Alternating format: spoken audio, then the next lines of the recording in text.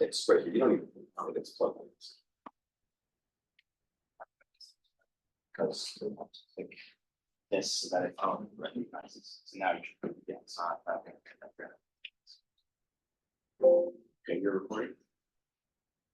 Okay. Hello, welcome everybody to yet another installment of our visiting lecturer series here in the Department of Philosophy and Religious Studies at the University of Macau. Today, we have a friend and I guess co-author and colleague of mine, Professor Andreotta, who's visiting us here today from Australia. Currently, he's a lecturer at Curtin University in Australia. He also received his PhD from the University of Western Australia in 2018. Professor Andreotta writes on myriad topics, mostly from philosophy of mind and epistemological perspectives within the analytic tradition. For instance, he's written a great deal on topics like self-knowledge, first-person authority, things that you'll hear him discuss to some degree or another in today's presentation. He's also written on the philosophy of artificial intelligence, discussing the relationship between artificial intelligence rights, consciousness, and also, most recently, I suppose, the topic of informed consent, wherein you think artificial intelligence has a role to play in helping us to deal with this concept. Today, Professor Andreotta is presenting to us a paper by the title Transparency, Moore's Paradox and the Concept of Belief. Just before I hand things over, as you all know, as usual, we will have a presentation followed by a Q&A, after which there will be a reception downstairs at the Board Club. I should have done this moments ago, but as you begin, I'll be distributing the handouts on your behalf. With that being said, I'd love if we could all give a warm welcome to our visitor, and then it's all you. Thank you. I'll just stand over here so the camera might have a better job. First of all, thank you, Ben, and thanks for everyone for coming to the talk today. I'm very grateful to be invited here to Macau, and I've been here this is my third day and really enjoying the hospitality of people in Macau, and it's been wonderful to see the city. So this talk today is actually based on a paper that will feature in the upcoming volume that Ben and I are doing on the transparency method. Now, this is a view in the philosophy of, I suppose, epistemology, which says that we can attend to features of the world that our beliefs are about, and we can gain knowledge of them. And this has been a really popular view in the philosophy of self-knowledge over, I suppose, the past 20, maybe even going back 30 years as well. And what I'm going to be doing today is really looking not so much at self-knowledge, but taking a step back and looking at the connections between judgment and belief. And I think that by looking at the connection between the two, it can actually be quite revealing in a number of ways that are not only relevant to concerns about self-knowledge, something that Ben and I are concerned about, but also concerns about the nature of belief, the nature of Moore's paradox, and some other philosophical questions as well. So hopefully, by the end of it, even if you don't agree with me, you'll at least find the kind of motivations behind this interesting. And I think the philosophy of self-knowledge is a very fascinating topic that actually goes into some of the others too. Okay, so the overview of the paper, and I have a handout, and what I'll probably do from time to time is make reference to that handout as we're going to. I'm going to give some introductory remarks about what the transparency method actually is. Some of you might be familiar with the topic of self-knowledge. I'm not going to presuppose a substantial grasp of the topic. What I'll do is I'll introduce it and then show the kinds of things that I'm interested in considering today. And then what I'll do next is outline the output thesis. And this is really the central thesis that I'd like to defend today. I've got a copy of the output thesis on the handout. Very simply put, it's just the view that our current judgments give rise to beliefs. Okay, that might sound like a fairly innocent kind of claim, but I want to suggest that it's, well, first of all, it's quite a controversial kind of claim. And second of all, I want to suggest that there are some interesting implications for actually accepting the output thesis. In the third section, I suggest that there are some reasons for accepting it with respect to concerns about belief and judgment. And then the last section, probably as you're listening to my talk, you'll have this objection in the back of your mind. I get to this objection right at the end, and I look at situations where judgment and belief actually come apart. So if you do have that objection while we're going through the paper, I will try to give a lengthy response to it as we go through. Okay, so introduction. Let's say a few things about what I'm talking about today. The main topic of today is this idea of the transparency method. Now, this is a view in the philosophy of self-knowledge, which says that if you want to know what you believe, so for instance, I believe that my flight is tomorrow, I believe that I live in Australia, I believe that I'm currently talking in Macau. Well, if I want to know what I currently believe, what I can do is I can attend to the world. This is a famous example that Gareth Evans has given, and really this is at the centerpiece of our volume that we're looking at. People have responded to this. And I think we can get a sense of what this view is about by really looking at this passage here. So Evans says you can determine whether you believe there's going to be a third world war by attending to the question, will there be a third world war? All right, so if I answer the question, yes, there will be, I'm entitled to attribute my belief on the basis of that. All right, so I say, is there going to be a third world war? Do I actually believe that? Well, I do think there will be, right? So I say yes. And on the basis of that, I can self-attribute this belief that I do think there's going to be a third world war. Now, why is that view interesting? Well, it's interesting in the way that it stands to other views in the literature.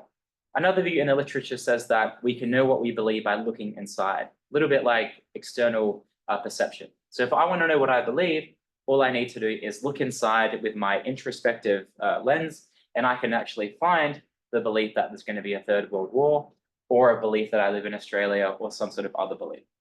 So this kind of approach here is quite appealing to people like myself and also Ben, I think, because it's a very it's a view that can really fit quite nicely into different accounts and philosophy as well. We don't have to posit these extravagant internal eyes or other kinds of ways of looking for self-knowledge.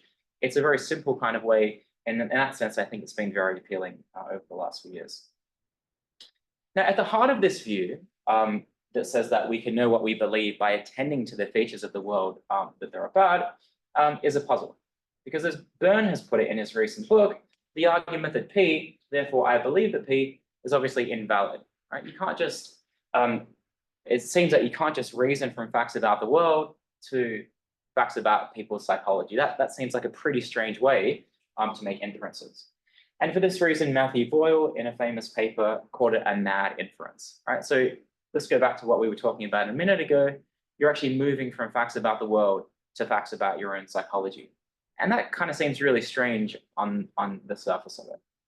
The way that transparency method theorists have responded to this have said that this only really works from the first person perspective and also about our current beliefs. So for instance, in the example about the Third World War, I make a judgment about whether there will be a Third World War. And then on the basis of that judgment, I can conclude that I actually believe that there'll be a Third World War.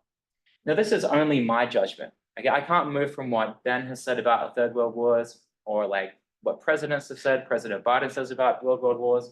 I'm only allowed to move from my judgment to the belief that I actually have that. In addition, I can only do so for current judgments. Right? I can't say I didn't think there was going to be a Third World War in 2001, therefore I believe it. So once we introduce these restrictions, we're able to move from the judgment that P to the belief that P. That's essentially what the view is going to be. Now, there's this big question in the literature about how on earth TM can actually lead to self-knowledge. By the way, I'm calling this the transparency method, and from here on in, I'll just call it TM to save space a little bit. There's a big question about how on earth this view is supposed to lead to self-knowledge.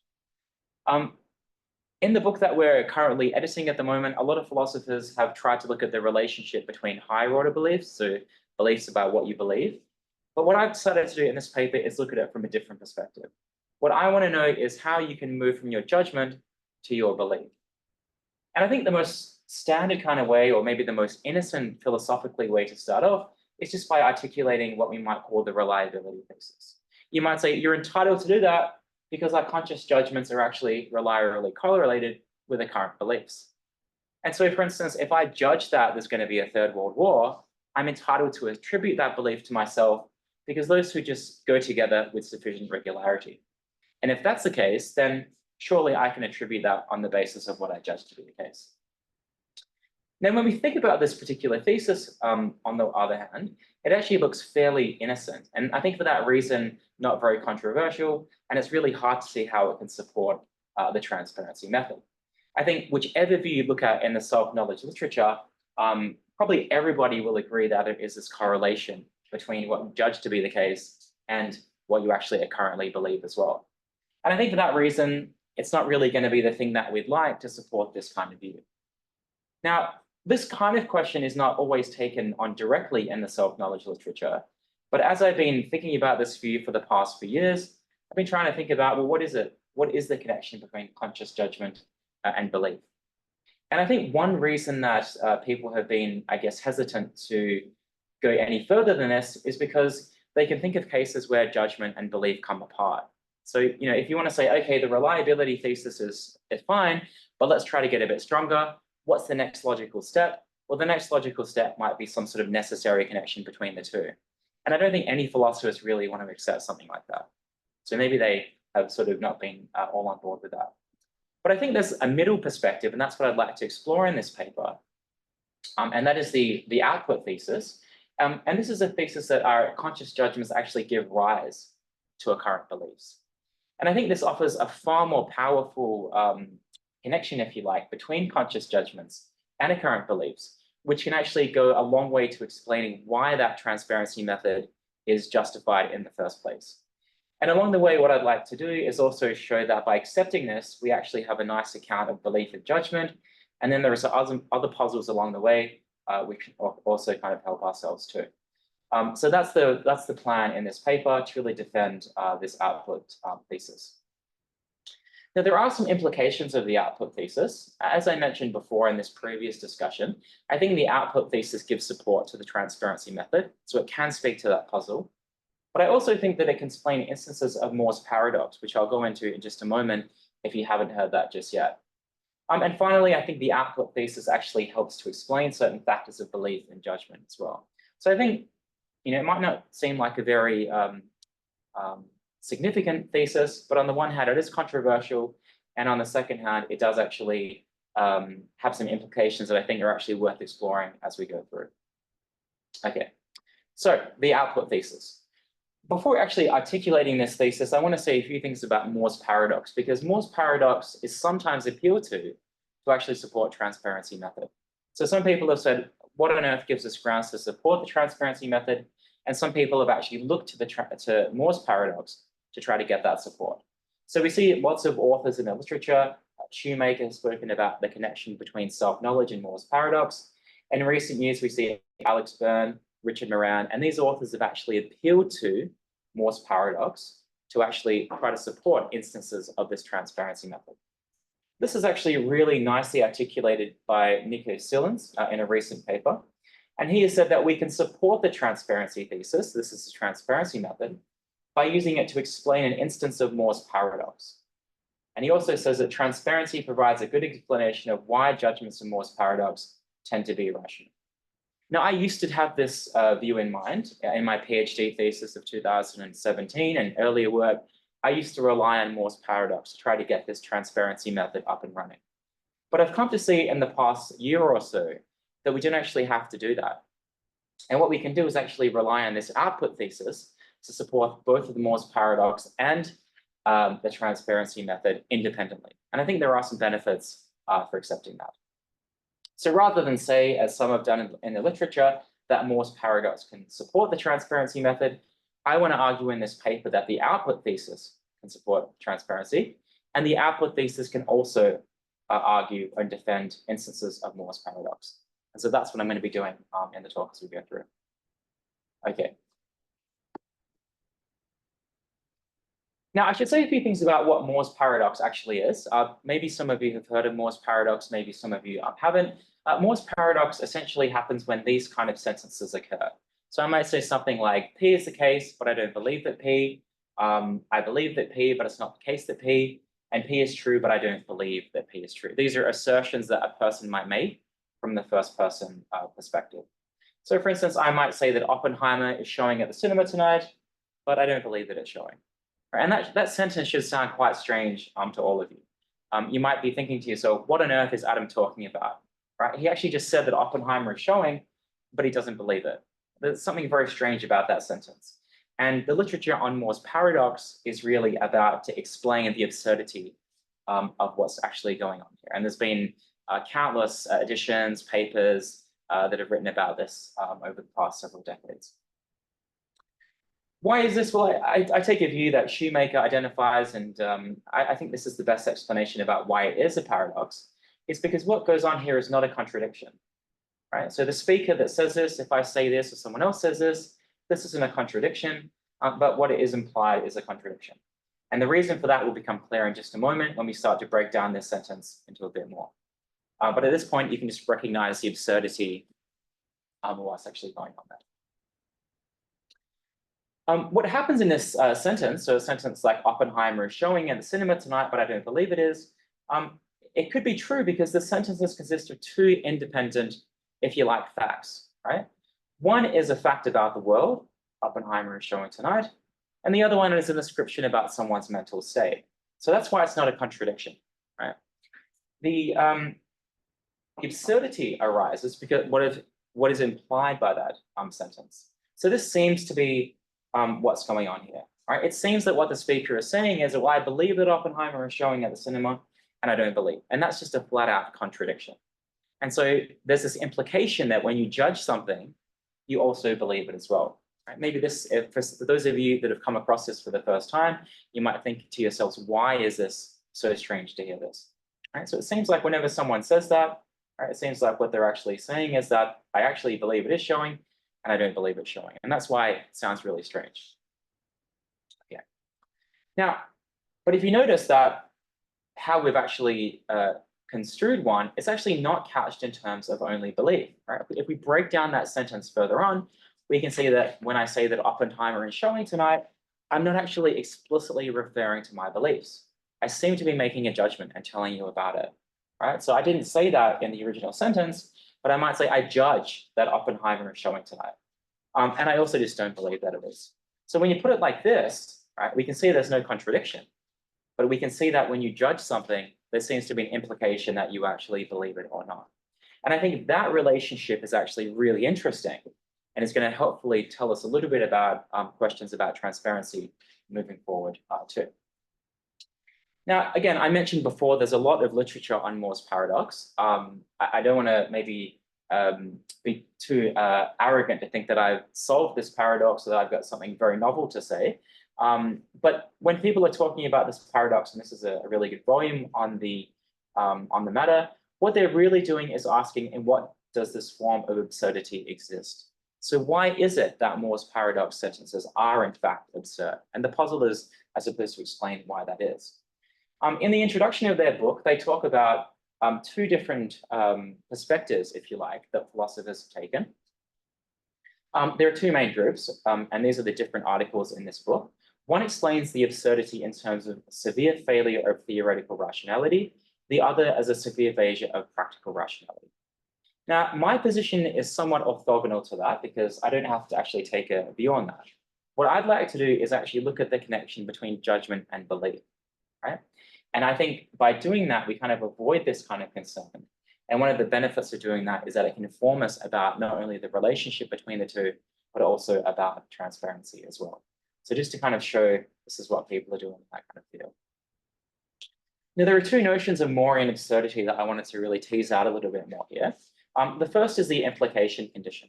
So in that Moore's paradox sentence before, the implication of when I said that Oppenheimer is showing tonight, it implies that I also believe what's going on. Right? So there seems to be this implication, I think, that when you judge that P, well, then you also imply that you believe that P as well. I think that really is important about the paradox. The other thing that's really important here is the independence condition. If you say that belief is the same as judgment, then you end up not being able to say that that sentence is any of, actually you get into lots of different problems which I won't go into, but you need to be able to say that they're logically possible as well. This is the whole reason why it's a paradox, right? It's a paradox because there's no contradiction there. I suppose you could say that they're not independent, but you get into lots of other troubles, which I'll go into just a bit later. And I think when we start to return back to the output thesis, those two conditions start to look actually really interesting when we start to think about why those two actually come about. So here's what Moore says on the implication condition. So this is in that book on Moore's paradox I just mentioned.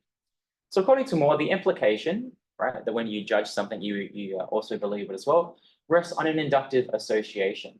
Notice this appeal to inductive association, which we also found at the start, when talking about the transparency method. It's simply because the association between assertion and belief. Now, I should say here that when I talk about assertion, I'm also talking about judgment too. Hopefully that's not too problematic. If you wanted to bring me up on that later on, feel free to do that. It's so very common that we experience statements in which this implication is contradicted as absurd. And that's one way to kind of appeal to it. Notice again, similar kind of appeals to inductive associations. Now, what I would like to do is go for something a little bit stronger here, right? The output thesis, and this is the thesis that conscious judgments actually give rise to apparent beliefs, would actually inform us about the implication condition in a much kind of stronger way. And it says that the implication is present because of actually the relationship between conscious judgments and occurrent beliefs, right? There's that implication there because this is what actually happens when you make a judgment. It actually gives rise to the belief in that situation. The independence condition is also nicely preserved as well, because of course that if judgments are mental actions, which I'm going to go and speak about in just a moment, that gives rise to beliefs, then they're both independent of each other. It's not surprising that you can have one without the other, right?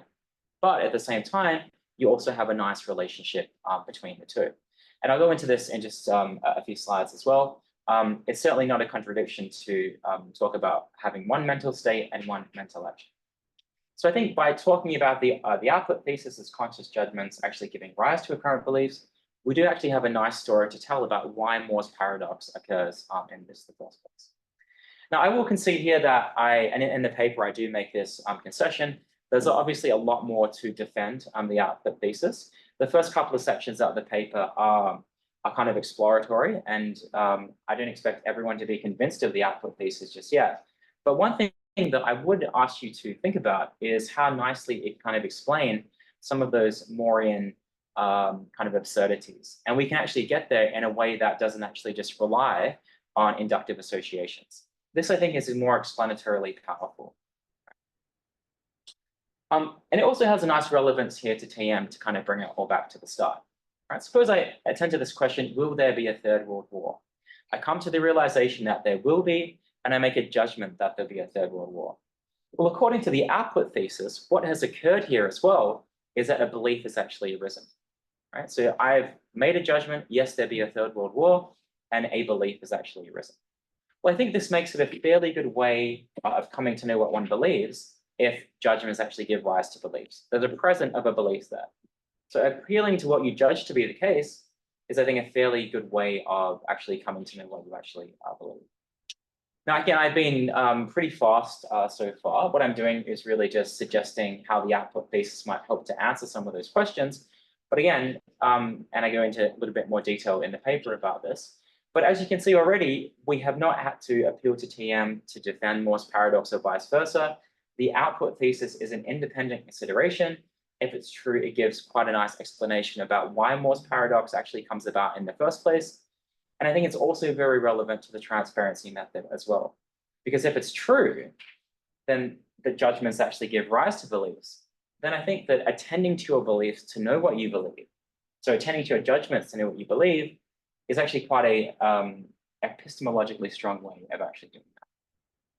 And a lot more needs to be said about that as we go through. Okay, so what I've done so far is outline the output thesis. I haven't really said a lot to defend it in the first place. I'll be doing a little bit more of that in this section, but hopefully you can see that by actually accepting it, we can find a nice explanation about why Moore's paradox exists and why the transparency method can be thought of a good method without merely relying on inductive associations. We can actually rely on, if you like, a causal connection between judgment and belief. And so we actually have a much stronger epistemological groundwork to get started on. Okay, so now let's move along to belief and judgment. What I want to do in this section is discuss several desiderata of belief that I think any account of belief should actually accept. And I want to lay out some of the implications of the output thesis for current debates about the nature of belief. Now, I'm not going to say that the output thesis is the only account that can, I guess, answer some of these desiderata, but I think it actually does make sense of some of them. And as we go through, hopefully you'll see that it does make a bit of sense of those. Okay, so what is belief? In a recent book on belief, this is Aaron Zimmerman's book, he gives a pragmatic picture. But if we look at his definition of belief on, I think, the first page, he says that we can define belief in a reasonably succinct fashion if we allow ourselves the use of sufficiently general terms. To believe something at a given time is so to be disposed that you would use that information to guide those relatively attentive and self-controlled activities you might engage in at that time, whether these activities involve bodily movements or not. Sufficiently general is very key about this. And hopefully everyone here would kind of accept that kind of condition of belief as a kind of a starting point. But what I think kind of nicely comes about this activity guiding is that the output thesis has a lot to say about this, right? So belief is something that comes about from our current judgments. And of course, supposing that you believe that Oppenheimer is showing at the cinema tonight, and suppose you want to see it, you come to believe it, you learn new information that guides your behavior to see it. Right? So I think the output thesis actually gives us a nice reason why that's actually the case. Right? So why is it the case that belief is activity guiding? I'm sure lots of different theories could give you an account of that. But the output thesis gives quite a nice account too. It just says, well, actually, it gives rise to a current belief set. Now, of course, there's lots of other factors to belief. Since we don't believe everything that we hear, we need to account for the fact that cognition plays a fairly central role in our belief or two. Right? Not everything is accepted. We have misinformation and we have cognition about what we believe on. In a recent paper by Roger Clark, he's outlined some characteristics of belief that speak to this point. He says that beliefs parallel assertions, belief is action guiding, and beliefs provide premises reasoning. And again, when I look at that, I want to ask the question, why? What is an explanation of some of those key characteristics of belief? Now, Clark doesn't actually go into that in the paper. He just gives these as a given and then moves on. But I'm actually quite interested in, well, why is that actually the case? And again, I think if we look at the output thesis, right, what the output thesis, again, it's very simple. It's just saying that conscious judgments actually give rise to apparent beliefs. This would actually make sense, that beliefs actually line up with what we assert, right? So if we just say that that's a given about belief, we have to have an account of why that's the case. And I think the output thesis actually does give an account of that. Again, it's not just the fact that these are reliably correlated with each other. If conscious judgments actually give rise to beliefs, then it makes sense that they line up with what we assert. Right? And this goes back to Moore's paradox as well. Now, of course, we have to say a lot about cognition when it comes to believing something. Someone like Robert Odie has said that belief can be described like decision and deliberation, an object of decision and deliberation. And again, this should sound familiar to anyone who's tried to answer Evan's question about whether there's going to be a third world war. You get in a position to ask yourself, will there be a third world war? You think about, well, have there been any movements recently in global affairs? What's happening with NATO? Which countries have declared war on each other, right? You're using deliberation and you're making a decision about that. Okay, so in case you've deliberated about the world, maybe you've come to form a belief like that. And again, deciding and judgment seem to play an important role in believing something, right? Why is that the case? Well, again, the output thesis gives you a reason to posit that, right? It's because conscious judgments actually give rise to apparent beliefs. So if we're telling a story about how beliefs are actually formed in the first place, the fact that conscious judgments give rise to beliefs, I think is explanatory powerful there as well. And again, this is something that Christopher Peacock talks about as well. To make a judgment is the fundamental way to form a belief, right?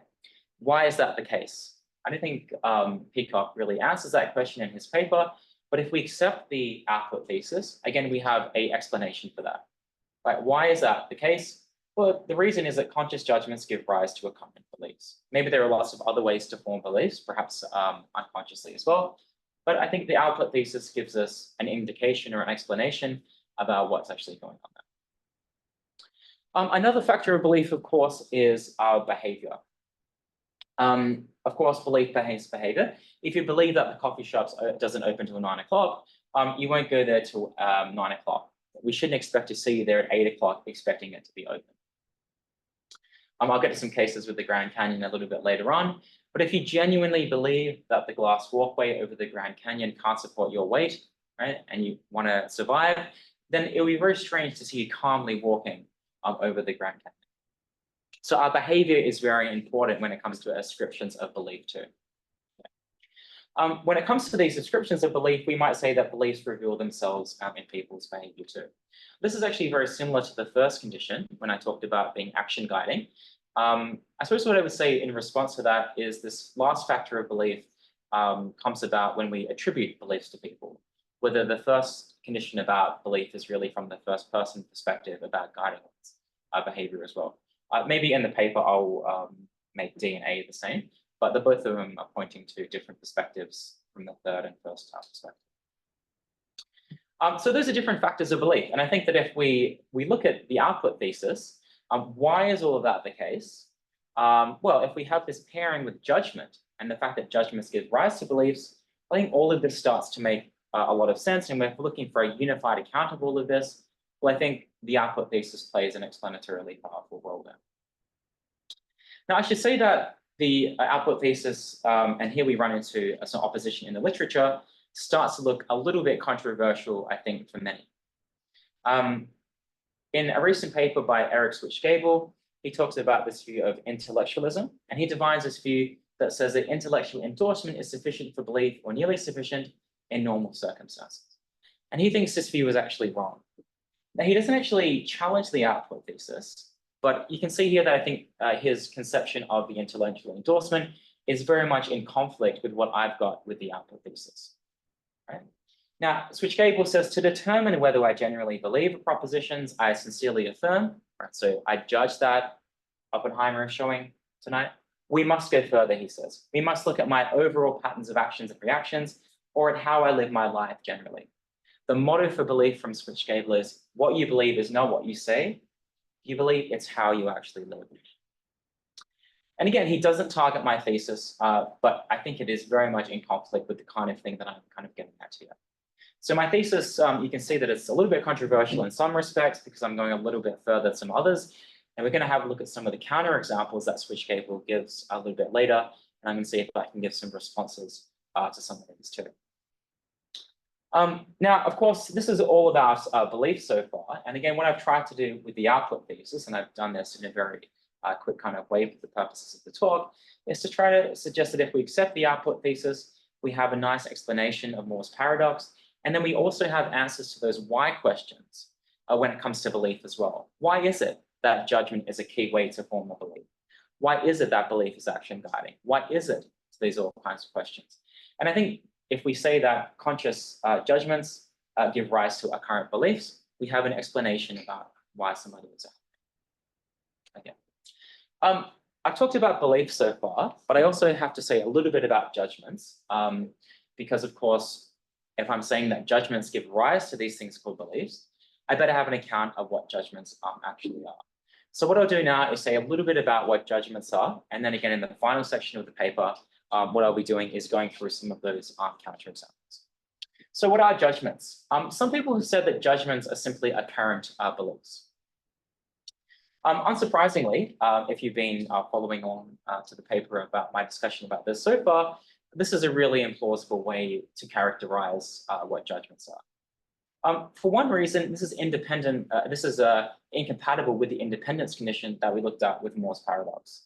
And I think you get a whole lot of other problems if you say that judgments are just current beliefs. I think we have to keep them separate. And I think a second reason pertains to the nature of what judgment and belief actually are.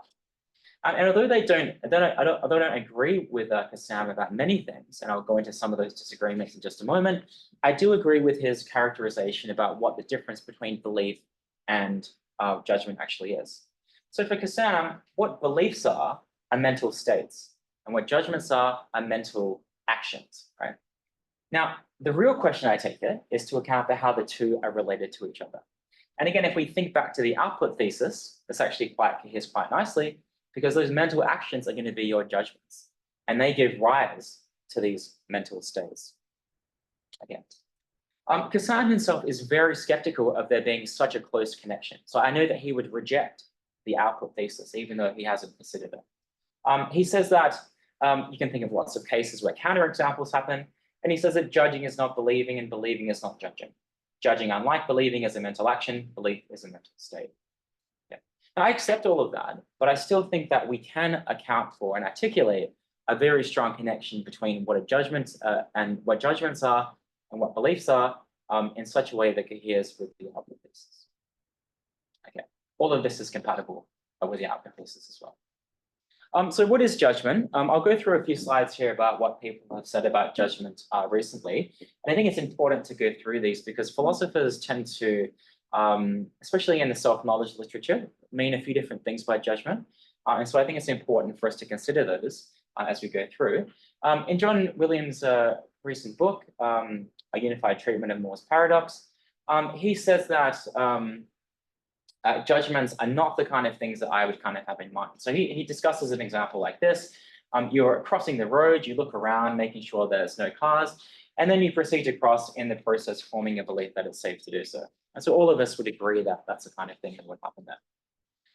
But Williams says that he wouldn't call this judgment. He wouldn't say that a judgment has taken place here, because he reserves the term for beliefs formed by a fairly substantial reflection. Notice here again, he talks about beliefs and judgments almost interchangeably in that. There's another reason why we need to account for the close connection between the two. The way that I respond to Williams is to say that, look, I take it that it's not a fairly significant kind of judgment that's happening, but nevertheless, it is a judgment. Because if you look at his account of what belief is, he says that in believing that P, one is committed to being the truth of P. And that commitment may be indicated by the strength of one's conviction that P. I think if you really think about what's happening there, I think that that's exactly what happens when you make a judgment, right? You judge that some particular claim is true. So I would just make a small terminological point here and just say that, yes, in the case of crossing the road, a judgment has still been made. Agreed, it's not very substantial, but you're still committed to the truth, that P, namely crossing the road, and you're maybe still committed to it as well. Right? You're just maybe not agonizing over it. You make a very quick kind of judgment. So when I talk about judgments giving rise to belief, I absolutely have the kinds of things in mind, such as looking across the road and deciding that it's safe to do so. So you shouldn't get the impression that I have some sort of very sophisticated account of a judgment really operating there. But I also want to say a few things about commitment as well, because the notion of commitment also features in the self-knowledge literature. In a very famous book, Self-Knowledge and Resentment, Akhil Bilgrami actually calls these beliefs commitments. He says that beliefs actually are what he calls internal oughts. And he says, if I believe something, say that there is a table in front of me like this one, then I committed to believing various things, such as there is something in front of me. I've always found this idea of beliefs being commitments is interesting, but I think if we accept something like the output thesis, the way really to explain this kind of thing is to say that the judgment itself, that mental action, is the thing that is subject to normative appraisal, right? If judgment and belief are related in the way that I'm suggesting here, and we have some control over what we judge, since it's a mental action, then notions of normativity can be easily applied to it. Right? So I'm responsible, right, for what I judge to be the case, right? If I say that there's a table in front of me, then I should judge all these other things. And I should be committed to the truth of those as well. I should also believe those things. So again, mental actions, the judgments giving rise to these mental states beliefs. Okay. But the notion of what a judgment actually is, we still have to say a few things about it. And I think this account by Nico Sillens is actually very helpful here, what it means to make the kind of judgment that I have in mind.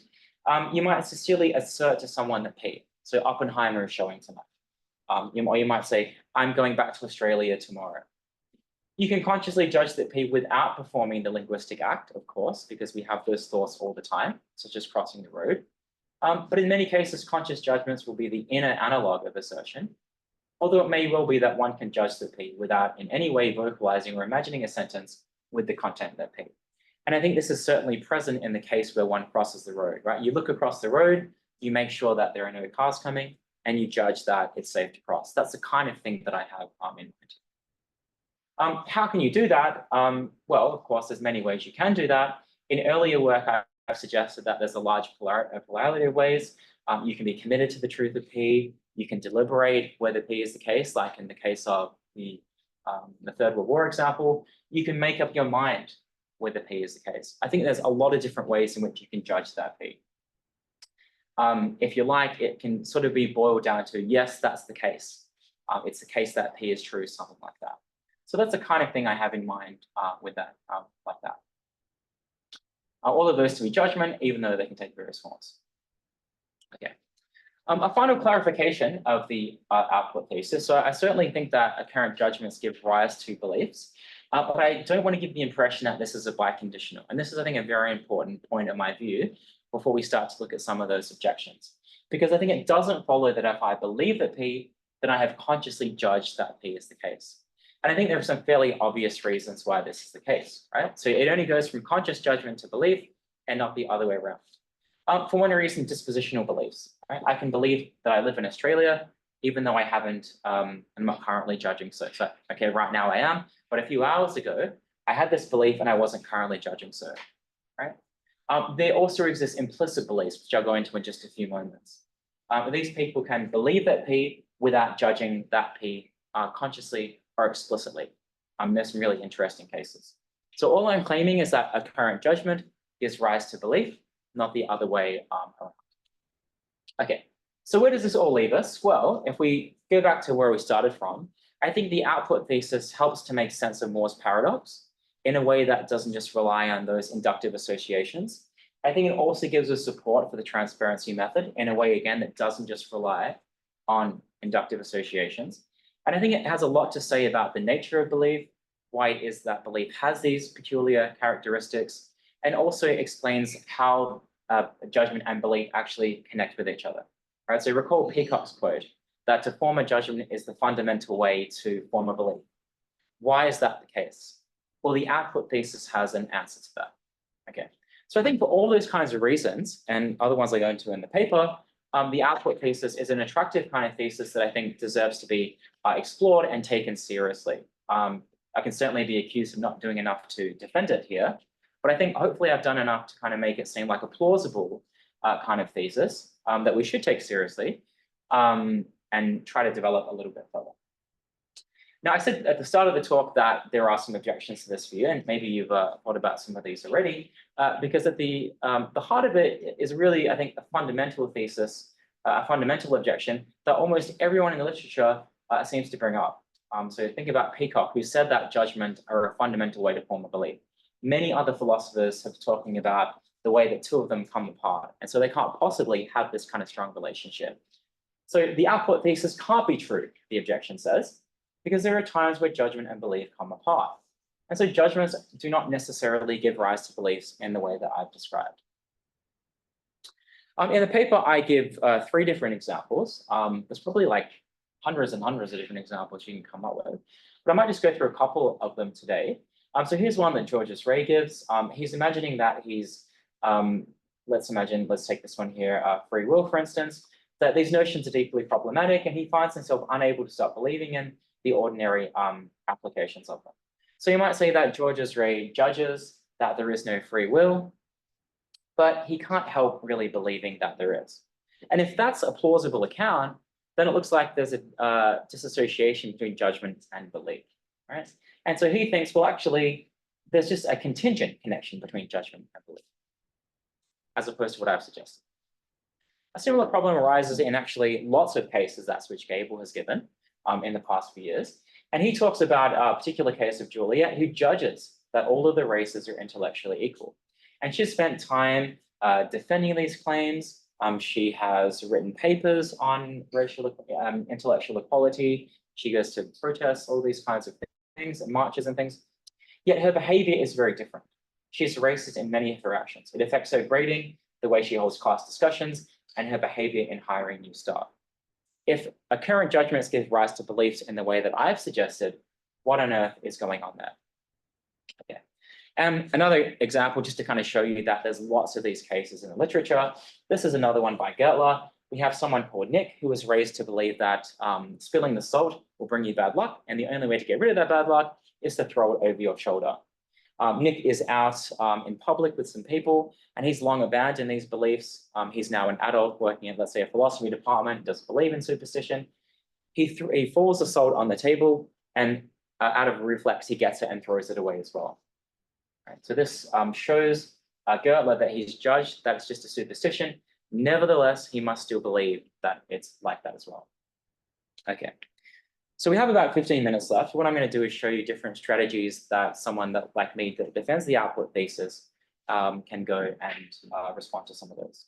So there are 5 different positions one might take. You might say that, so actually, let me say a few things about this. These are all responses to how to account for the disassociation between judgment and belief. So how do we explain cases where someone judges the P and then behaves in a way that is not in harmony with that? Well, this view says that person believes the P and they also believes not P. This view says that the anti-judgment view, the subject doesn't believe that P and instead believes not P. The shifting view says they oscillate between the two. And the contradictory belief says that they actually go between believing the P and not P. So those are 4 different possibilities that are really suitable for someone like me. I've got this one in red because this view is actually in contradiction with the output thesis. So this view doesn't actually work for the output thesis.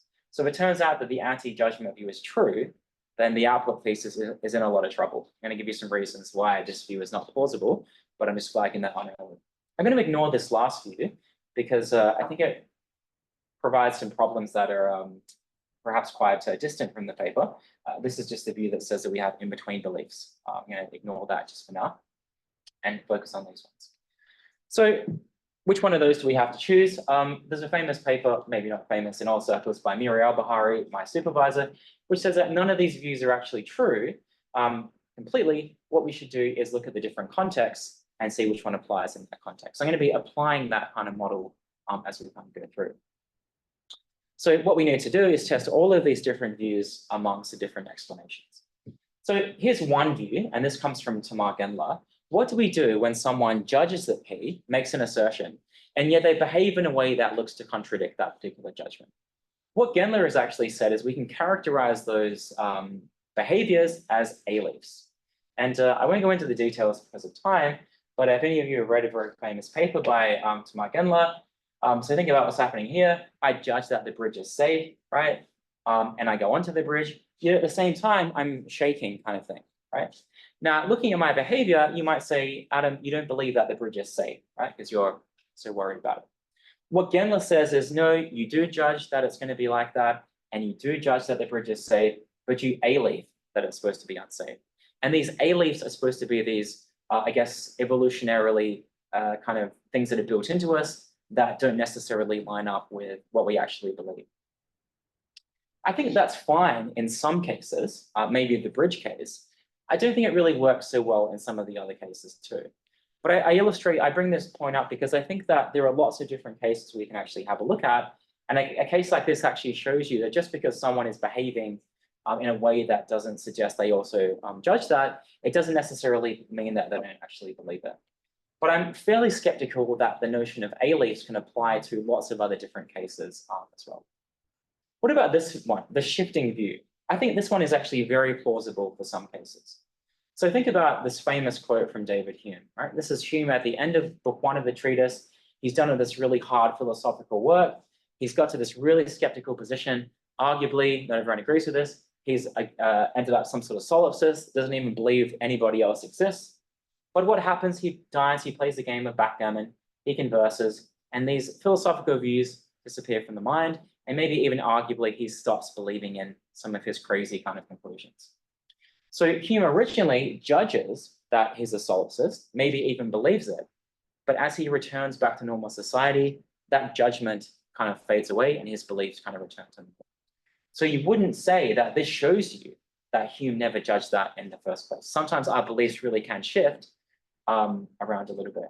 And I think we might even say this in the free will case. You might be in a philosophy seminar and say, yes, there's no free will, and then go outside, have some lunch, and then talk to your friends and say, you know what, this view's crazy. I can't really accept any of this stuff kind of thing.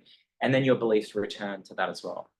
So as soon as there's time in between the two, and looking at that case, Ray says that shows you that judgments and beliefs don't have that connection. But I think there's lots to say that actually shows that's not necessarily the case. Maybe with, say, theories of causation, free will, we intellectually endorse them, we believe them, maybe even for a few moments. But they're just so strange that our judgments can't sustain the kinds of activities we actually do. So does this apply to some cases? Yes, I think it absolutely does. So I think if you accept this pro-judgment view, if you accept the shifting view, there's really no problem with that objection that I said before, because these views don't say that there's a contradiction, right? Yes, your judgment really did give rise to a belief, right? No problems for the output thesis. But there are these two other problems that I have to say a little bit about in the 10 minutes that I have left right now, which do cause a problem for the output thesis. So this view says that when someone judges that P and they behave in a way that suggests they believe not P, that subject does not believe the P. So this is in direct contradiction with what I'm saying about current judgments giving rise to beliefs. Instead, what happens is that they believe not P. So this view is very much in contradiction with what I'm suggesting with the output thesis. So think about the salt spilling case. Gertler says that Nick does enough in this case for it to be counted as belief, right? He has the bottle of salt, it spills on the table, he picks it up and throws it over his shoulder. Gertler says that's absolutely a belief right there, right? Because his behavior remember what I said before, that behavior is a guide to belief expression. So he does everything that I guess can be satisfied to call it actually a belief. Now, of course, this goes with the output thesis. Moreover, she says, this actually goes quite nicely with the phenomena of belief perseverance in the social psychology literature. According to the online dictionary, this is what happens when a person have these beliefs, despite the fact the information is inaccurate or that evidence shows otherwise. People can still believe things that goes on. And I think there's a couple of problems with what Gertler has to say there. One is that when you look at the social psychology literature, the reasons to accept this are based on objective kind of facts. So the subject themselves refuse to think of them as inaccurate kind of thing. So they're not necessarily in conflict with what a person actually believes. But what the main problem I have with the anti-judgment view is not so much that it's undersupported by the idea of beliefs of perseverance, but it ignores what the subject actually judges. In the example that Gertler actually gives, this person admits to themselves that the salt is not a superstition. They've convinced other people about it. Now, Gertler doesn't share this intuition that I have between judgment and belief, so she's going to reject that, and I think maybe we come to a bit of an impasse here. But I actually think that it's problematic. Equally, I mean, she says it's not quite bizarre, right?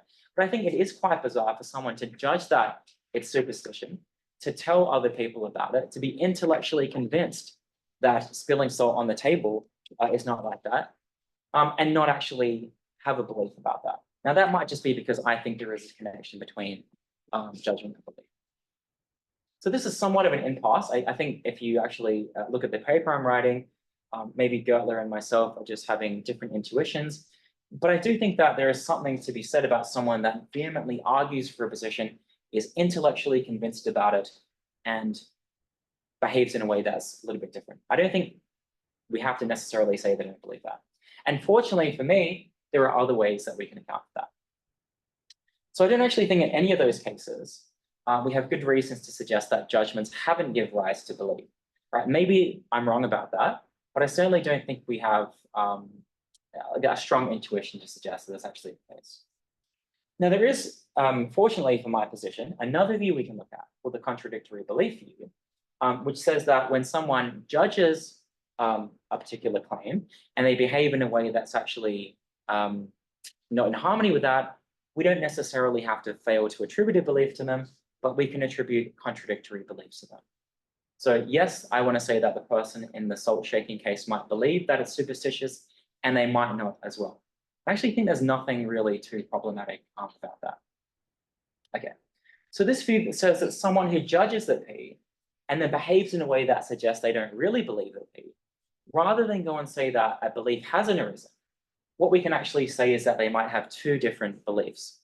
One that is in contradiction with the other, of course, but one might actually be unconscious. And if you're okay with the idea of unconscious beliefs, then I think there's nothing really wrong with this kind of position. Now, again, we don't have to say this occurs in every single case. Remember, we can say that an A-leaf might have occurred. Maybe there's a shifting belief. There's lots of other explanations. But we don't automatically have to go with the fact that the person has failed to actually have a judgment. Now, again, one advantage this view has over the anti-judgment view is it can account for the fact that what the subject explicitly endorses in what they're actually believing, as was just discussed above, which I think for the output thesis is quite a good thing. So in the Juliet case, we might say that Juliet judges that all the races are intellectually equivalent, and because this, I think, is also shown in her behavior, but she might actually have an unconscious belief that they're not. This might be a belief that she's ashamed of. Maybe this has come from somewhere else. It might even be an implicit attitude that she has, that she's very uncomfortable to admit to herself. Implicit attitudes, if anyone's ever done an implicit association test, they can be very surprising. I've done one as well. And they're very surprising to learn that you have these particular beliefs. So I think there's no problem to say that you can have an implicit belief that P, perfect, and another belief that it's not the case. Not a problem at all. Can the contradictory belief go to these kinds of cases? In the paper, I say, well, it actually depends. And I'm not just saying that to kind of be a little bit slippery here. I think the context actually matters. The psychology actually matters. And what you often find in the literature are thought experiments. I mean, I really want to know what's happening in the mind of the person that says that throwing salt over a shoulder is just a superstition. What else is happening with them? Because I think you can describe it in a way that their beliefs shift a little bit. But I think you can also describe it in a way that the contradictory beliefs happen as well. Yes, you can describe it in the way that the anti-judgment position takes it. And I used to think that was a live possibility. The more I think about it, the more problematic it's become. Probably not surprising that I think that judgment gives rise to beliefs. But I think the problem with a lot of these cases is it really does matter what the psychology actually is. But I think the contradictory beliefs view actually gives us a way to account for cases when someone has judged that P, they assert that P, we can still say that they actually believe it, but then we can also attribute a contradictory belief to them as well. And I think there's really nothing problematic about that too. So although it seems that there are these cases where judgment and belief can come apart, I think that a lot of these cases don't actually succeed in showing that a conscious judgment has failed to give rise to a conscious judgment. Now, I'll freely admit that it's really hard to think of what a really good counterexample actually looks like.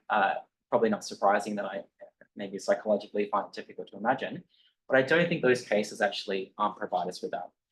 So I think if we're thinking about where all this fits into the output thesis, I don't think those kinds of cases are the knockdown objection that some have actually found. So think back to the Ray case about free will, right? The fact that he's finding it really difficult to believe in free will, even though he's maybe intellectually convinced that it's an illusion or something like this, does not show that judgment and belief don't go together with the kind of connection that I have in mind. Right? Okay, so again, the output thesis is not in conflict with the contradictory beliefs view. We can still say in such cases where someone has this unconscious belief, a judgment has still given rise to belief. Now, this is obviously very complicated from a psychological point of view, because we're going to have someone that's having unconscious beliefs and how that results in behaviors very interesting. But I don't think any of that requires us to abandon the idea that conscious judgments give rise to beliefs. So to conclude, I think I have another minute and a half left. Right, so I think it's evident there is an important relationship to account for between belief and judgment. The philosophers that we've looked at in this paper have certainly suggested that. And think about what Christopher Peacock says about judgment being a fundamental way to form belief. Some people think that there's really not much to say about that except for some sort of inductive association. I wanted to be a little bit stronger in this paper. I've argued for the output thesis. And this is a thesis that conscious judgments, these mental actions, give rise to mental states, namely beliefs. And I think doing so has actually provided independent support for the transparency method. Think back to the start. Why is it that you can attend to your judgments to know what you believe? Well, if the output thesis is correct, well, I think that makes sense, right? Because your judgment has actually given rise to a belief. Doesn't mean that your ascriptions will be infallible, right? Because you could judge that P and believe that P, but attribute a judgment or attribute a belief rather on the basis of wishful thinking. So it's completely compatible with infallibility. But I think it nicely gives support for the transparency method and Moore's paradox in an independent kind of way, which I think is quite nice too. In terms of further research, I just quickly add to that. I think that if the output thesis is correct, Whether it poses a problem for non-transparency theories of self-knowledge, I don't know what the answer to that question is. That's something to think about maybe further. And I think that it also, which is interesting, if it's true that certain mental actions like judgment give rise to belief, then maybe what we want to do to extend the transparency method to, say, desires, intentions, wishes, is try to find what the mental action is that pairs up with that mental state. And I haven't really said much about that in this paper, but I think that is an interesting bit of further research that can be done. So the appellate thesis was what I tried to argue for today. Thank you very much for listening, and happy to go through some questions in the Q&A. Thank you.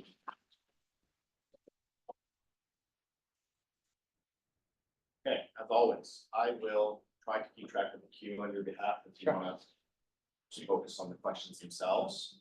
Do we have any takers? Okay, I see a hand from Victoria, so you can start us off. Next. Yeah, very interesting ideas. So it seems that the key distinction here is between mental action and mental state. Yes. And so I think I get the output thesis, this causal relation between the action and the state. Yes. And I also note that you said if we want to know what we believe, in other words, what state we're in, Yes. then we see what we judge. Yes. So then the question is, does the mental action of judging not only cause the belief, but maybe not quite the way of putting it. How does the belief sustain itself, or does it not? It's the idea that once we stop judging, then we're no longer in the mental state of belief. This is a really good question, and I think it will depend upon the context, because there will be some judgments that give rise to a belief that occurs for only a few seconds, and then maybe another judgment comes along and knocks it off, kind of thing. There could be other judgments that we make, such as, say, for instance, let's imagine that I visited Macau in 2024. I'm probably always going to believe that, right? And that's, I think, a judgment came about at some point. So does it sustain it? I think it will depend on the context and the kind of judgment that you're making. If you like, it's causal and it gives rise to this belief. And then, of course, the judgment sort of fades away. You've got this belief that can last maybe for a long time. Maybe no other judgments ever come back to that, and it's just a settled kind of belief. It could also be that it lasts for a few seconds. So, for instance, in the case of free will, or maybe causation. I remember reading papers on causation and saying, there can't possibly be causation. And then I look outside and see someone hitting a baseball, and I think, well, hang on a second, that's crazy. That can't possibly be the case. Another judgment has come along and that given rise to a different belief. So I think it depends on the context. When you talk about sustaining the belief, if the judgment is the kind of thing that's not really sensitive to revision, then it can sustain it indefinitely. If it's the kind of judgment, potentially like the ones Hume makes, then I think it can be easily knocked about by other judgments as well. But it gives rise to it, and then if you like, sort of goes away, and it's a mental action. It's the sort of thing which is a current happening. Once it gives rise to it, it has a life of its own, and now the belief can start to have causal efficacy in all the kinds of ways that belief can. Does that sort of answer the question?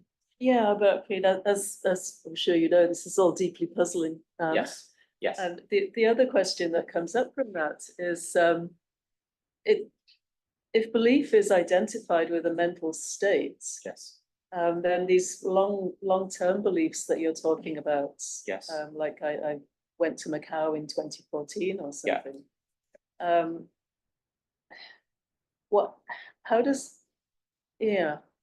When you're having the belief, you're believing, which is an action word. Yes. Or forming a belief, which Right. is an action word. Yes. So I'm just not quite clear about how a belief is a mental state, I guess, especially in these long term. Yeah, I mean, I think I would call them dispositional mental states. So when you're asleep later on tonight, you'll still have we can still attribute particular beliefs to you. So I might say it's Victoria. So it's Victoria, right? Yeah, so we say Victoria believes that Macau is close to China, or Victoria believes that there won't be a third world war, or whatever it might be, or maybe you do. Now we can attribute those beliefs to you even though you're asleep. They're dispositional beliefs, right? If we can do that, then you're not conscious of any of them. And if that's the case, then at any one period of time, there could be thousands or if not millions of beliefs that can be attributed to us, even though they're not conscious. In fact, in the course of a day, only a very small percentage of our beliefs are going to rise to the level of consciousness. So just because a belief is unconscious, it doesn't necessarily mean that it's not capable of rising to consciousness, although of course some beliefs that are, let's say, repressed can be. But so for instance, yeah, like I believe I was born in Australia, that can be attributed to me even though I'm not talking about it. It's a dispositional belief. It's a mental state in the sense that it can be brought to consciousness very quickly. I think that there's no problem with saying that it's a mental state and I believe it, even though I'm not believing it in the active kind of sense. I think if you describe my psychology, you would say that, yes, Adam believes he was born in Australia. Like most people, they have strong beliefs about where they were born. I don't think you would say that he's believing it in that way. This is a dispositional belief that I'm possessing. How exactly that works from a metaphysical point of view is different, but I think that it's fairly uncontroversial to say that I can be said to possess beliefs when I'm sleeping, when I'm not thinking about them. And if you allow me to have that, then I think we can easily account for all of these beliefs that are dispositional, unconscious, in the sense that they don't rise to the level of consciousness. They can easily be brought to the level of consciousness, even though they're not mental states in any kind of conscious kind of believing kind of way. Does that answer? That's it. Raises about 20 others. That's great. I mean, it's an interesting kind of point. Yeah, I mean, you might not want to attribute beliefs to people while they're not currently in them. I would say you wouldn't attribute judgments to people because judgment is a mental action and that seems to require consciousness. Again, that's why I think the output thesis nicely kind of articulates that difference there. But that's helpful. I think I ought to have said a bit more about dispositional beliefs, I think, and how it ties in. So I think it's Gary, but I wonder if this can be the best microphone for that purpose. So please. Thank you, Professor. It's brilliant. I have two questions. The first question is like just understanding your approach to the symbol paradox. Is there a substantial difference between your approach to, if I understand correctly, Moran seems to also approach a parallel approach to more paradox, which he seems to distinguish between attribution of belief and a level of belief, which seems a parallel to your distinction between judgment and belief. Yes. And I'm not sure if your approach is an elaboration or against this approach or something like this. Yes. So I happen to agree with Moran's broader project. If you read his book, Authority and Estrangement, the 2001 book, he does actually appeal to Moore's paradox. You mentioned he uses the word assertion. Was that the word that you used? Attribution. Attribution. Yeah. I mean, an attribution of belief. I mean, I don't actually consider this to be building upon what Moran had said. So Moran has a view which says that rationality is integral to the self-ascription process. And so, for instance, if you try to attribute a belief to yourself, imagine you follow the transparency method. Let's imagine you try to judge it at P and don't reason. Moran's going to say that that's an alienated belief. And he's going to suggest that you must be using your rational capacities. Otherwise, the belief could just as well be anyone's. How can it possibly be yours? Beliefs are the kinds of things that have some sort of agential connection towards. We're not just indifferent to things we believe, right? Now, the output thesis, I think, does mesh nicely with what Moran says, and I hope that Moran would accept what I have to say. Moran is concerned about how we can justify those higher order beliefs about our beliefs. So I believe that P, kind of thing. Now, to account for that, you might want to talk about belief and judgment, like I have today, but he's talking about the higher order belief. I believe that P, what justifies that kind of account? And I think that everything that I would say here is hopefully in harmony with that. The only perhaps disagreement I might have is that Moran appeals to Moore's paradox in his explanation of this. I would maybe try to say that the output thesis can explain Morse paradox independently. But I don't take myself to be disagreeing with Richard Moran at all. Hopefully he would agree with me. Again, I think there might be some small differences in the way that we both feel to Morse paradox, but I think his book for me has been highly influential, and the agentialist position he takes is one that I agree with. So I think out of all of the authors writing on this topic, Moran is someone that I would closely align myself with. So in terms of his description of Morse paradox, I would not find any disagreements. The only slight disagreement might be between the emphasis we place. He places a large emphasis on using Morse paradox to support this kind of transparency method. Does that answer your question? The second question is, on judgment, okay, you said that, give an example about racial equality, someone that explicitly believes that he is support like the racial equality, Yeah. but implicitly he is a racist. Yes. And in this term, are you saying that the explicit belief have judgment? And if I understand correctly? Yes, yes. So yes, so in that particular case, and again, it's tricky, right? Because we're dealing with, I think at the heart of this, what makes it hard is when we attribute mental states to other people, right? And especially when we correct other people. I think this is extremely difficult. And yet we have to do this in this case because that particular person, and the way that Switch Gable describes this person is that they have defended racial equality in print, they have demonstrated at the university, they've done all of these things that seems to suggest that they believe in some sort of racial inequality. At the same time, they also have these implicit beliefs, as you said just then, right? So I think the judgments, yeah, sorry, go on. But if this is the case, but it's like in judgment is understood as the explicit belief. So is there any like a substantial distinction you make in judgment and belief? Because I can also say that the judgment also plays some causal relationship, or I Yes. have a point on the judgment. Yes, yes, yes, yes. I mean, I almost want to say that there are unconscious judgments because when they judge that one paper is better than another, they're making a judgment, right? And they could actually be quite racist in the way that they mark papers because of that. But the difference between the explicit racist is that they might have a further explanation. I'm marking this person down because of their name or because of their race or something like that. The way that Switch Cable describes this case is that the marker doesn't think of themselves like that. They're completely oblivious to the fact that they're doing this. I take it. At least that's the way that I read the case, right? So I think in that particular case, they're making judgments, you're absolutely right. But what's interesting about those judgments is that there's something hidden to the person making them, right? They don't think of themselves as being racist or, because they're marking a paper down and they may not be aware of the reasons why they're doing it.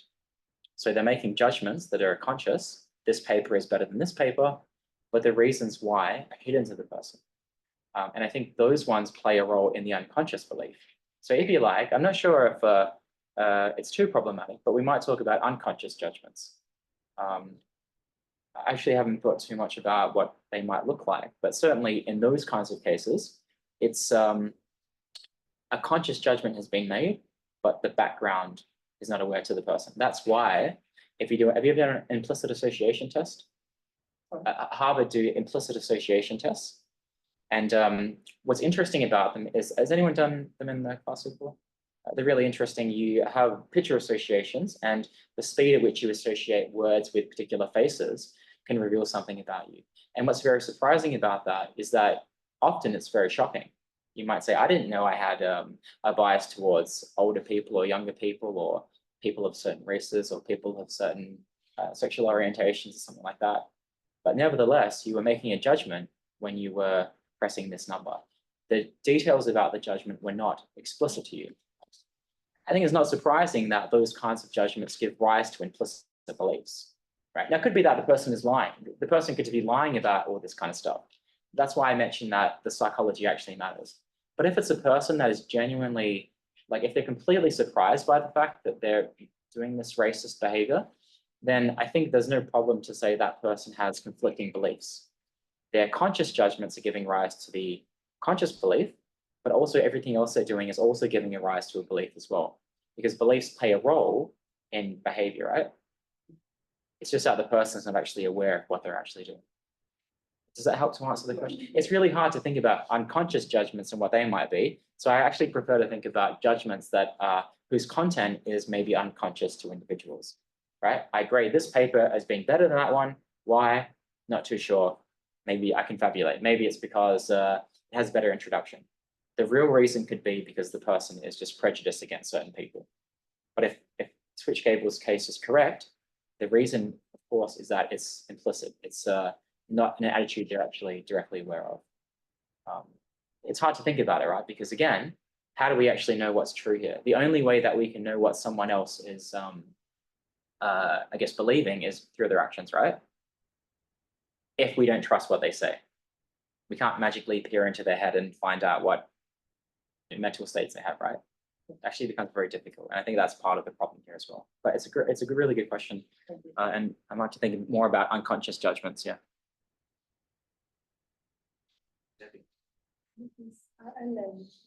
Oh, sorry, Alan, I guess your arm must have been obscured by the. Sorry, so please, go ahead. Yeah, I went back to the case when judgment and the belief comes apart. Yes. Yeah, I thought, because I'm not training, and I'm kind of curious, when you use the term belief here, Yeah. you're talking about mental state, so Yes. which can be conscious and unconscious. That's right, yeah. But in terms of rationality, it can be rationalistic or can be totally arbitrary.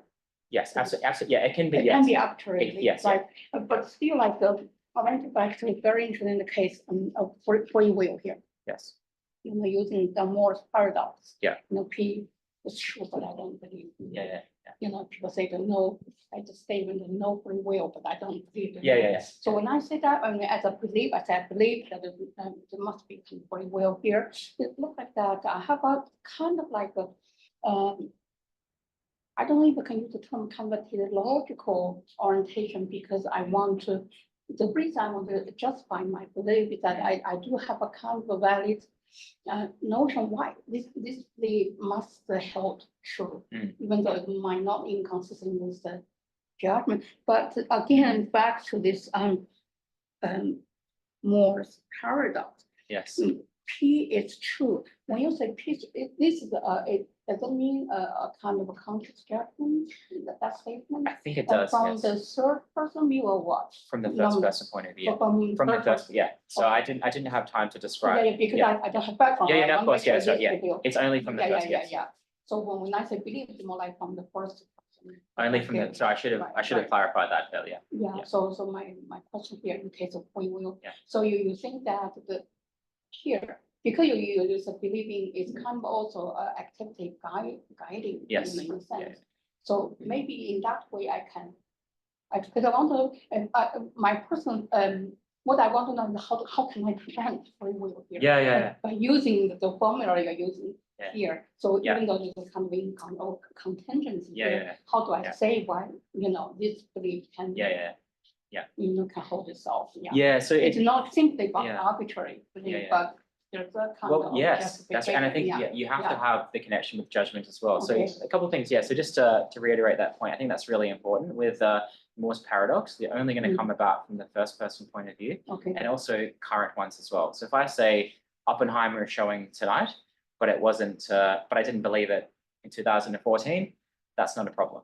It's got to be Oppenheimer is showing tonight, but I don't believe that it is. So it has to be a current, and it has to also be first person.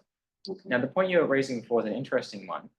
I mean, I think like a lot of the time we can think of these cases like there is no free will, but I can't help believing that there is. I think maybe to a lot of people's ears that might seem very plausible, but I think if we actually scrutinize what's going on here, what's actually happening. So I don't know whether you believe in free will or not, but supposing you're a skeptic of free will, you might say, gosh, I've looked at all the consequence arguments from Peter van Inwagen, I've looked at Galen Strawson, I've looked at all these other philosophers, and goodness, I'm just convinced that there's no free will. And then you walk outside and there are, you converse with people and you do all kinds of other things and you say, nevertheless, I believe that there's free will. And what I would say in those particular cases, I mean, there's a lot to say there, I think. In those particular cases, it's not even clear what it means to believe in free will from a behavioralistic perspective, right? What does it mean to be a solipsist, right? So for instance, you might be convinced that there's no one else that exists except you. What should a solipsist do? How do we attribute the belief that you're a solipsist based purely on behavior? If we can't just rely on what you say. It's very difficult, right? Because I think Bertrand Russell talks about this in one of his books. He once met a solipsist, and he was quite surprised that the person went about their everyday life talking to people. A solipsist, of course, is someone that believes that only they exist, right? Only their consciousness. So how do you believe that free will doesn't exist? That's a difficult question. And I think the difficulty of the question actually goes back to the judgment. And that's why those difficult cases present us with issues. But I think once they're sufficiently explained, they're actually not so bad. What does it mean? What would someone have to do you think, to not believe in free will? If you look at free will skeptics, they still go to conferences, they still talk to their friends, they still ask people what, they go to a restaurant and ask what they would like. If someone comes along and says, hang on a second, you're ordering from the menu, you don't believe in free will. Is that, does that show that they don't? Yeah, that's, that person could still be intellectually convinced that all of the arguments against free will. When I first read Galen Strawson many years ago, I was convinced of his position. But then I went out later on, ordered from restaurants and things, and did all the kinds of things that all of us do. Does that mean that I don't believe in free will? It's difficult because it's not clear what the behavior is going to be. And I think in a lot of those kinds of cases, actually specifying what a person that doesn't believe in free will, how should they act, is very different. To complicate it even further, what I might do when I don't believe in free will might be very different to you. And what makes it difficult is that when we're attributing mental states to other people, we tend to operate on a, like a kind of very general sort of framework. There is something that it's like to not believe in free will, and everyone that doesn't believe in free will should act like that. But of course, if you look at people that don't believe in free will, they do lots of different things, right? But it makes it so difficult because those cases are supposed to show you that there's behavior that contradicts what you actually judge. And that can be very difficult because, of course, it's true that we do attribute beliefs on the basis of behavior, but it can be hard because, of course, the way that I believe and behave might be very different to the way that you do it as well. And I could be unconscious of many things too. So I think, I have written on introspection for a few years now. And I think one of the hardest things that I've had to wrestle with is how do you actually correct someone else that claims to have some experience or has a particular mental state? If I say, I intend to go to Hong Kong tomorrow, someone comes along and says, no, you don't intend that. And I say, but I do, I intend to go to Hong Kong. What is it about what I'm doing? What's the evidence of that particular claim? Is it that I've lied in the past, or maybe like the Macau ferry is not working or something? Like, what is it? It's very difficult to try to get evidence for that. Because mental states, I don't like to say they're hidden because they do reveal themselves in behavior. But a lot of the time, if someone says they're in a mental state and they seem to judge it, it's hard to know what it's going to take to show that they're not in that mental state. That's why there's so much that's been written about this. And I think it's so difficult because there's something very special about the first person perspective, right? That it's maybe not hidden, but we do have that first person authority. Nevertheless, we can make mistakes, right? How do you identify the mistakes? I think that can be sometimes very hard to do. It's certainly not a trivial thing to do. In some cases, yes, but in other cases, it can be tough. But yeah, it's a really good question.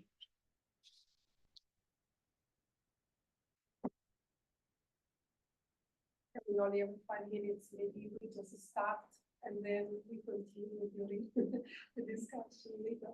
Because my question maybe will require a bit more time, so do not feel like you just need to answer too late. So now we can talk later. So first, I really liked your talk, and Thank you. it's a very rich, and there are so many questions I would like to ask. I just limit myself to one, which is not actually a question, is I would like to share a concern with respect to this distinction that not you, but not just you, make between belief and judgment.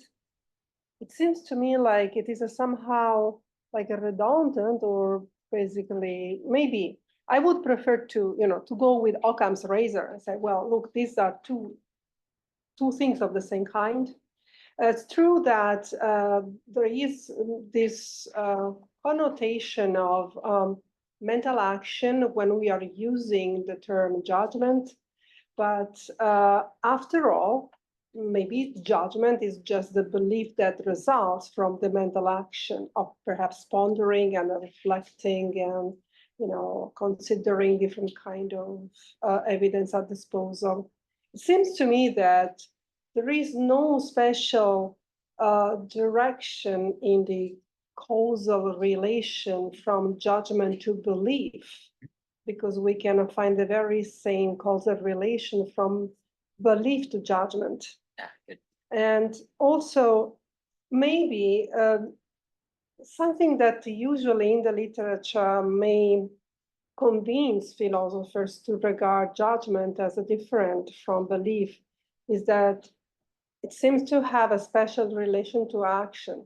Yes. So although beliefs are involved at some level in action, judgment seems to have a closer relation to action in a certain way. This is what at least we need to look at when we look into acratic actions, etc.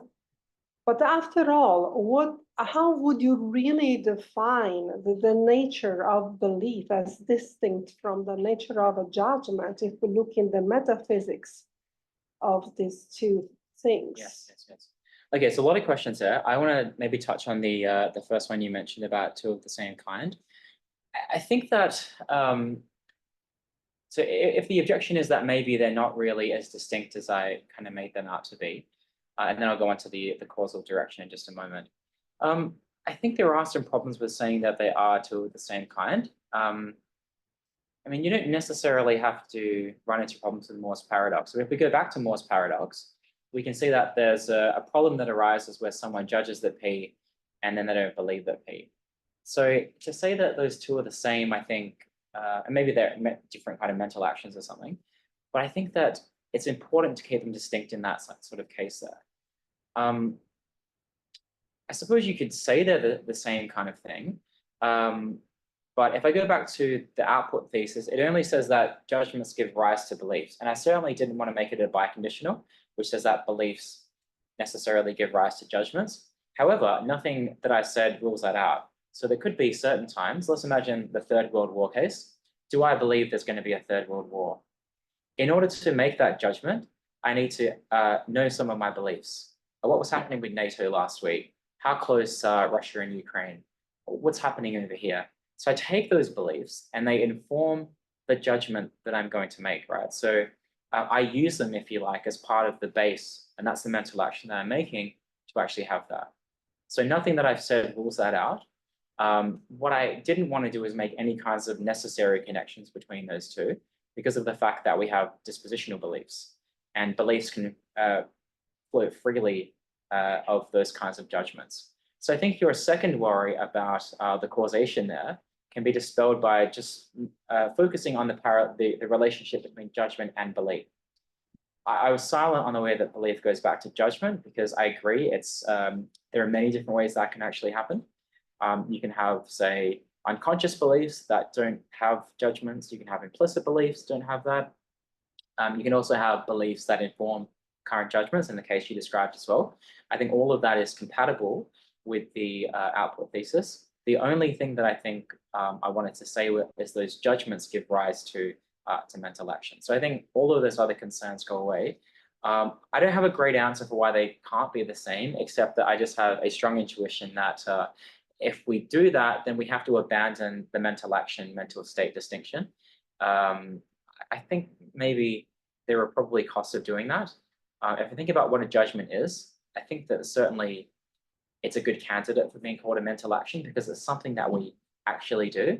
Whereas if you think about what a belief is, I didn't have the quote here, but David Hume talks a lot about this. And he talks about the way that you can control what you believe doesn't happen at the belief stage, because Hume is famous for saying that rationality has nothing to do with belief. Right? Beliefs just kind of have this output. And people have said to Hume, how is it possible that we're rational for what we believe if reason plays no role? And I think Hume's answer is because you can choose what you attend to. So for instance, you can't help but feel terrified at a scary movie, right? But you can choose not to go to the movie, right? You can like choose, feeling cold is something that just happens to you, right? But you can choose not to walk into the cold room. And so for Hume, the rationality comes at the mental action stage, which is what do you actually attend to? Hume was also critical of those people that had prejudiced beliefs, such as Irishmen lacking wit. And he said, how is it possible for Hume to be critical of that if he says that reason plays no role in the belief formation process? The way that I think Hume can respond to that is to say that the rationality comes at the action stage of it. You can actually be in control of what you attend to. You can go out and meet witty Irish people, or try to broaden your scope, or try to look at other perspectives, right? And that's the action part of it. I think that I wouldn't want to say that's the same as the belief, because I think that when you think about how the two connect to each other, and I kind of think that Hume's onto something when he says that belief, it just sort of happens, you know? Like if I say to you, I spent this the other day, I said, how much money could I pay you to believe that the room is on fire right now? Is there any amount of money that I could pay you? $1 million, $2 million, $20 million. I could give you $1 billion. And I don't think you could believe that the room's on fire. This is just something that happens based upon our judgment. And the reason for that is because I couldn't convince you that the room is on fire unless you actually saw it with your eyes and said, yes, I judge that the room is actually on fire as well. So I think for me, I find it very difficult to say the two are the same. I want to say they're related, of course, but I think there is utility in distinguishing between that mental action, because that allows us to say that beliefs, we can be held responsible for them, because I can be responsible for what I attend to, even though perhaps the last stage of belief is not within my control. I think if we say they're two of the same kind, I think that that normative distinction gets a little bit lost in the mix, which I think is really important to kind of hold separate. Does that kind of give an answer to your question? Well, whether it does or not, Yeah. the place to stop here officially, and then perhaps we can resume downstairs Yeah, over continue refreshments. So once downstairs. again, let's thank our speaker. Thank you. Thank you. Really good stuff, David. If I can go back and put into the paper. Thank you.